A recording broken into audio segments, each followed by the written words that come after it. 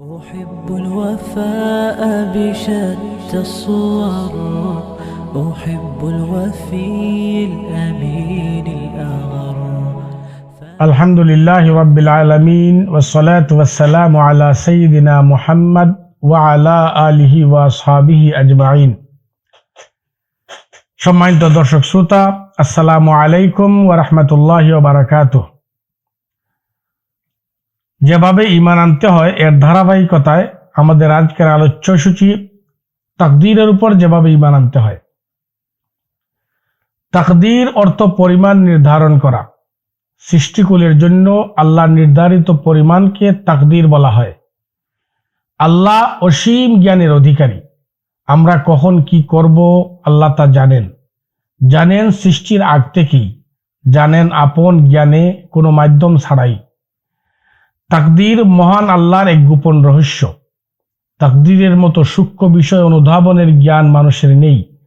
তাই এ সম্পর্কে আল্লাহ ও রাসূলের দেওয়া বক্তব্য যেভাবে এসেছে সেভাবেই মানতে হবে। ভালো মন্দ সব আল্লাহ থেকে হয়। যা এসেছে তা এড়িয়ে যাওয়ার ছিল না, যা পাইনি কোনোভাবেই তা পাবার ছিল না। এ হচ্ছে তাকদীরের শিক্ষা। আমি কখন কি করব না, কি খাবো কি খাবো না, কখন বিমার হব, কখন কিভাবে সুস্থ হব, কখন বিপদে পড়ব, কখন কিভাবে বিপদ মুক্ত হব, কখন কিভাবে মারা যাব, আমার চিরস্থায়ী নিবাস কোথায়, জান্নাতে না জাহান্নামে, ইত্যাদি সব লিপিবদ্ধ আছে লাহে মাহফুজে। ইহাই তাকদীর। হয়তো প্রশ্ন জাগবে, তবে আমল ও ইবাদত কিসের জন্য? এমন প্রশ্ন সাহাবাদের মনেও জেগেছিল। তারা রাসূল সাল্লাল্লাহু আলাইহি ওয়াসাল্লামকে প্রশ্নটি করেও ছিলেন। রাসূল সাল্লাল্লাহু আলাইহি ওয়াসাল্লাম বলেছেন, আমল করো, ইবাদত করতে থাকো।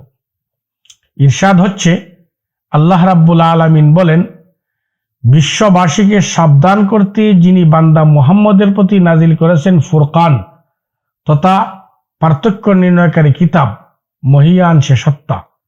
আসমান জমিনে যার একক আধিপত্য, তিনি কোনো সন্তান গ্রহণ করেননি।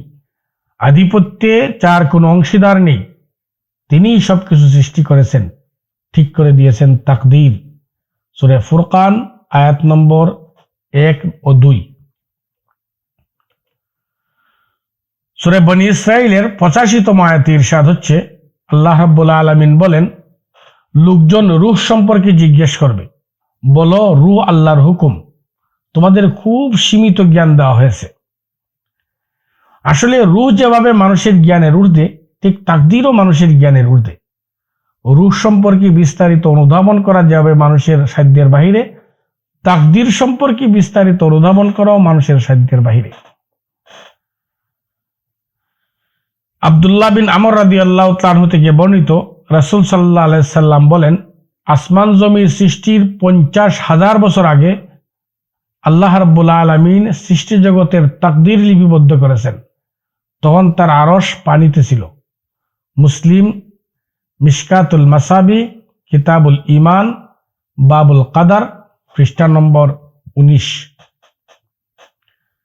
ইবনে ওমর রাদিয়াল্লাহু তাআলা আনহু থেকে বর্ণিত, রাসূল সাল্লাল্লাহু আলাইহি সাল্লাম বলেছেন, সব কিছু তাকদীরে লিপিবদ্ধ, এমনকি মানুষের অলসতা ও অক্ষমতাও। মুসলিম, মিশকাতুল মাসাবিহ, কিতাবুল ঈমান, বাবুল কাদার, পৃষ্ঠা নম্বর 19। আবু হুরায়রা রাদিয়াল্লাহু তাআলা আনহু থেকে বর্ণিত, রাসূল সাল্লাল্লাহু আলাইহি সাল্লাম বলেছেন, আদম ও মূসা রবের সামনে বিতর্ক করলেন। আদম মূসার উপর বিজয় হয়ে গেলেন। মূসা বললেন, আপনি আদম, আল্লাহ নিজ হাতে আপনাকে সৃষ্টি করেছেন, তিনি নিজে আপনাকে রূহ ফুঁকে দিয়েছেন, ফেরেশতাদের দিয়ে সিজদা করিয়ে আপনাকে সম্মানিত করেছেন, আপনাকে জান্নাতে থাকতে দিয়েছেন। তথাপিও কিভাবে আপনি এমন কাজ করলেন? কেন আপনার কারণে সমগ্র মানব জাতিকে অপমানিত হয়ে পৃথিবীতে নিক্ষিপ্ত হতে হলো? আদম বললেন, আপনি মূসা, রিসালাতের দায়িত্ব দিয়ে ও আপনার সাথে সরাসরি কথা বলে আল্লাহ আপনাকে সম্মানিত করেছেন। আল্লাহ আপনাকে আলওয়াহ তথা কয়েকটি স্লেটে লিপিবদ্ধ তাওরাত দিয়েছেন, যাতে সব কিছু লিপিবদ্ধ আছে। আপনাকে একান্তে ডেকে নিয়ে কথা বলেছেন। তাওরাতে কি বর্ণিত আছে আমাকে সৃষ্টির কত বছর আগে আল্লাহ তাওরাত লিখেছেন? মুসা আলাহিসাল্লাম বললেন 40 বছর। আদম বললেন, তাওরাতে কি আয়াতটি আছে যে আদম তার রবের অবাধ্য হয়েছে, সে ভুল করে ফেলেছে? মুসা বললেন, হ্যাঁ। আদম বললেন, আমাকে সৃষ্টি করার 40 বছর আগে আল্লাহ লিখে ফেলেছেন কাজটি আমি করেছি, আর এমন একটি কাজের জন্য আপনি আমাকে তিরস্কার করেছেন? রাসূল সাল্লাল্লাহু আলাইহি ওয়াসাল্লাম বলেন, একথা বলে আদম মুসার উপর বিজয়ী হয়ে গেলেন। মুসলিম, মিশকাতুল মাসাবিহ, কিতাবুল ঈমান, বাবুল কদর, পৃষ্ঠা নম্বর 19।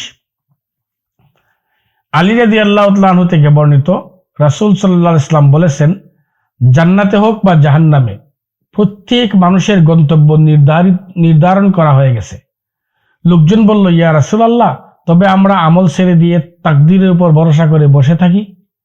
রাসূল সাল্লাল্লাহু আলাইহি ওয়াসাল্লাম বললেন, আমল করে যাও, মানুষের জন্য ওইসব কাজ সহজ করে দেওয়া হবে যে জন্য তাকে সৃষ্টি করা হয়েছে। যাকে ভালোর জন্য সৃষ্টি করা হয়েছে তার জন্য পুণ্যের কাজ সহজ করে দেওয়া হবে, আর যাকে হতভাগা করে সৃষ্টি করা হয়েছে তার জন্য পাপের কাজ সহজ করে দেওয়া হবে। তারপর তিনি তিলাওয়াত করলেন সূরা আলে ইমরানের ৫ম আয়াত, যার অর্থ হলো, আর যে ব্যক্তি দান করলো, পাপ থেকে বেঁচে থাকলো এবং কল্যাণকর বিষয় তথা ইসলাম মেনে নিল, তার তরে পুণ্যের কাজ সমূহ সহজ করে দেওয়া হবে। বুখারী, মুসলিম, মিশকাতুল মাসাবি, কিতাবুল ঈমান, বাবুল কদর, পৃষ্ঠা নম্বর 20। আবু হুরায়রা রাদিয়াল্লাহু তাআলা আনহু থেকে বর্ণিত, একদা আমি বললাম, ইয়া রাসূলুল্লাহ, আমি টকবগে যুবক, আমার ভয় হয় নিজের উপর নিয়ন্ত্রণ হারিয়ে কোনো পাপে জড়িয়ে পড়ি। কোনো মেয়ে আমার সাথে বিয়ে করতেও রাজি হচ্ছে না। এসব কথা বলে আমি খাসি হবার অনুমতি চাচ্ছিলাম। রাসূল সাল্লাল্লাহু আলাইহি ওয়াসাল্লাম কোনো উত্তর দিলেন না। কথাগুলো আমি পুনরায় বললাম। রাসূল সাল্লাল্লাহু আলাইহি ওয়াসাল্লাম এবারও কোনো উত্তর দিলেন না। কথাগুলো আমি আবার বললাম, এবারও কোনো উত্তর দিলেন না। কথাগুলো আমি আবার বললাম। রাসূল সাল্লাল্লাহু আলাইহি ওয়াসাল্লাম বললেন, আবু হুরায়রা, তুমি কি করবে? কলম এ সম্পর্কে লেখা শেষ করে ফেলেছে, এরপরও যদি চাও হতে পারো। বুখারী, মিশকাতুল মাসাবি, কিতাবুল ঈমান, বাবুল কদর, পৃষ্ঠা নম্বর 20।